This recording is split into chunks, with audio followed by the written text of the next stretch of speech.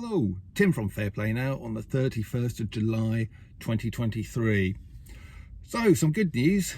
Obviously a bit of bad news on Friday there with the whole ULEZ thing, although I don't think ultimately Khan's going to get what he wants. But some good news, this comes courtesy of David Curtin, the leader of the Heritage Party. He's got a video out about it, which I'll leave in the description box below so you can watch it. But apparently Canterbury Council have ditched their plans for their 15-minute city rollout. You might remember going back a few months that we had the whole Oxford thing. They are very, very keen on the 15-minute city thing. We had that big protest, which can you believe is nearly 6 months ago? Incredible, isn't it? Where is this year going? But that's by the by, really, isn't it? But hard on Oxford's heels, about the second council to start going on about 15-minute cities was Canterbury. And the good news is they've been forced, no doubt, thanks to a lot of pushback, to shelve their 15-minute city plan. So that is really, really good. They join a very long list of councils who are either shelving the plans altogether or ditching them, or at least kind of cutting back on them by a lot. And let's just hope Oxford's next. That would really be the jewel in the crown. Well, apart from getting rid of ULEZ, but that's kind of slightly different thing. But we are really showing these globalists and powers that shouldn't be, that we are not going to stand for their nonsense. And I'm not seeing these sort of comments quite so much these days, but when I used to go on all the big shopping trips in London and things like that, people used to say under these videos, oh, what's the use of protesting and what's the use of these marches? They're a waste of time, all of this kind of thing. And this result shows that it's not a waste of time.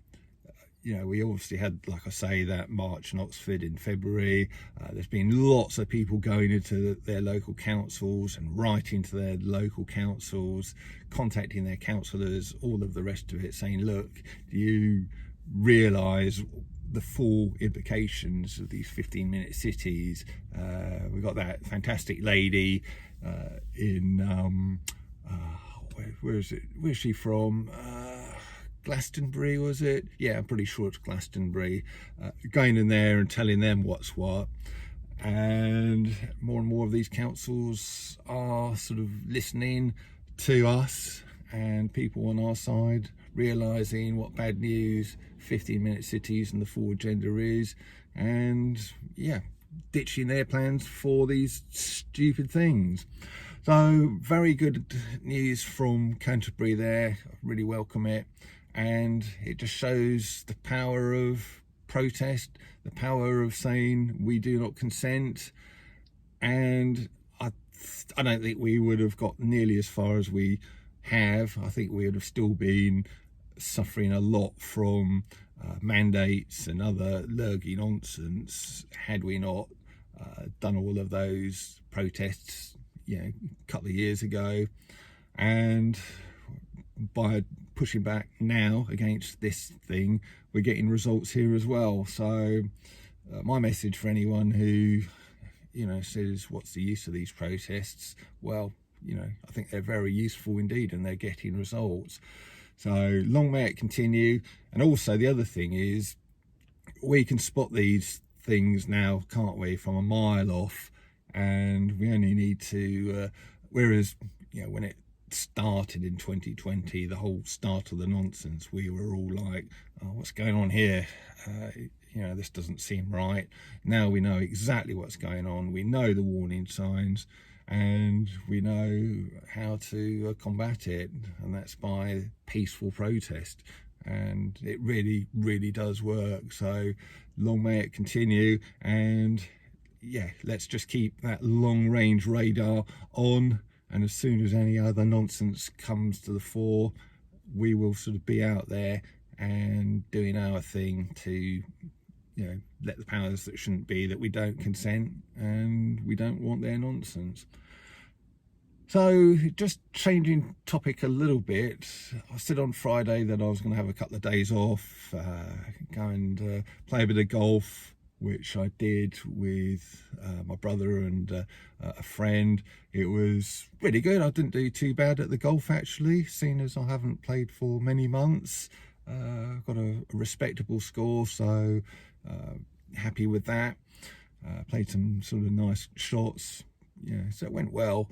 And then we went back to the friend's house for a couple of drinks before going out for a nice Indian meal. Had a nice curry. And the first thing he does is turns on the TV, because my brother and this friend, they're very mainstream. I should have mentioned that. I think fully up to date with the nonsense that goes in there. And yeah, well, my brother and I said, why are you turning on the TV? And the friend says, oh, I want to see the news. And I'm kind of rolling my eyes and thinking, well, you know, you're not going to get the news from ITV, really, not the proper news. And anyway, he's watching the news, and what do they have on? I think this is about 6 o'clock, 6:30 on Saturday evening on ITV. Well, they're going on about the lurgy again, how cases are rising again. And to be fair, it only lasted about 60 seconds, this article. I think they probably know that they're not going to get much mileage from it, but they're still trying it on. They're saying, oh, you know, sales of testing kits are going up, cases are going up, probably because the sales of testing kits are going up, therefore the cases are going up. What do you expect? It's just a you know, self-fulfilling prophecy. And one thing that I remembered from 2020, this is just one of many nonsensical things, and you may well have forgotten this, but it's probably about this time in 2020, maybe slightly earlier, about June 2020. I saw an article headline saying test kits, lurgy test kits are available, and they're first going to be made available in Leicester. And because up to that point, you know, people weren't really testing. And then sort of not long after that, there's more headlines saying, oh, cases are going up again in Leicester. You know, Leicester has got an outbreak of the lurgy. And you may remember that Leicester stayed, and that area stayed in the first lockdown for a lot longer than most other parts of the country did. And I'm just thinking, well, hang on a minute, you've just told us that, yeah, the testing kits are first being made available in Leicester, and now you're saying the cases are going up in Leicester.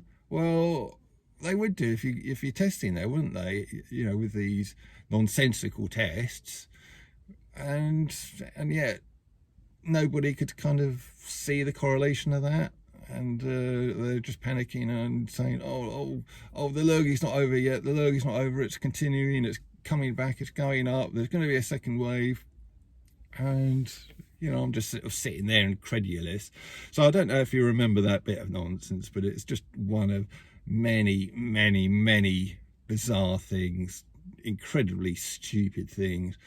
But anyway, that was just a little aside. So this article on the ITV News that my friend had on, just unbelievable that they're still trying it on. But like I say, it only went on for 60 seconds. So I think they're only going through the motions, to be fair. And I think most people can see through it. Apart from my brother and a friend who are still on board. And later on in the pub, we had a bit of a conversation about climate change, and I was saying what a load of nonsense that is, and yet they're sort of saying, oh no, it's a real thing. And you know, my brother was saying he's very worried for the future of his sort of children and any grandchildren he might end up having. And I'm saying, well, yeah, you need to be worried for the future, but you're worried about the wrong thing. Rather than worrying about the climate scam, you need to be worried about the plans for totalitarianism and a one world government, a totalitarian one world globalist government that they want to bring in, and they're using so-called climate change as an excuse to do. That's what you need to be worried about. But it's like banging your head against a brick wall sometimes. But hopefully I planted a few seeds of truth there. And I think I said to my mate as well that when he was sort of watching the news, I sort of said, no, I had a little bit of a tongue-in-cheek dig at him. I said, no wonder you sort of believe in climate change and these ridiculous lurgies if you have this stuff on all the time. And all he could say is, in reply, is, oh, it's all fact-checked. And I'm like, oh, you really don't know how the world works, do you? You know, the fact checkers are financed by the same people who finance mainstream media, i.e. these people who want to push the globalist agenda. And saying that the mainstream media is fact checked is ridiculous. It's a bit like something you can compare it against is like having a bit of an argument, when you had a bit of an argument with some kid at school when you're back at school, and another kid would come up and say to you, look mate, you're wrong, he's right, and kind of take his side, and then you sort of find out that they're mates basically. And it's like that, isn't it? These fact checkers are there, but they're not independent arbiters of truth and fact. They're just there to back up the mainstream media and their nonsense because they're financed by the same people. But it's incredible how many people out there just don't recognize these basic things. But the way I see it is you can't really have a go at these people, these mainstream people. We are, me and you, and the people who think like us and other people in the freedom movement, we are privileged that we have got access to the proper facts. And okay, you could say, everybody's got access to that, and it's just laziness and ignorance that people don't sort of check out the full thing and just rely on the mainstream media for all of their news. But in some ways, we've been privileged to have been woken up to this and to learn all of the proper facts. So I don't know what you think about that. Leave a comment in the comment section below. I'm going to leave it there. Time's sort of getting on a little bit with this video, but I'll be back soon. Tim from Fair Play now. Thanks for watching.